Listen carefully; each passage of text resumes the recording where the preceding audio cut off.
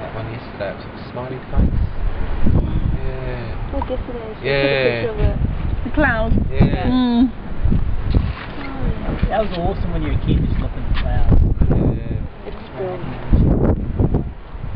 You just go inward, you just look at the rain. We have better clouds. No, they're just black and dreary. Grey and Yeah.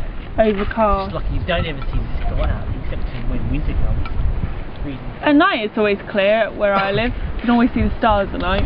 Hundreds and thousands, well not hundreds, more than hundreds and thousands, millions. You've done some hang gliding, haven't you? Can't you like under clouds like cool from above or the side or whatever? You've never gone into clouds? No. Technically not, it's illegal to, like, I know. aviation rules say we're not allowed to fly in clouds. I've Not never gone in that high. Australia either.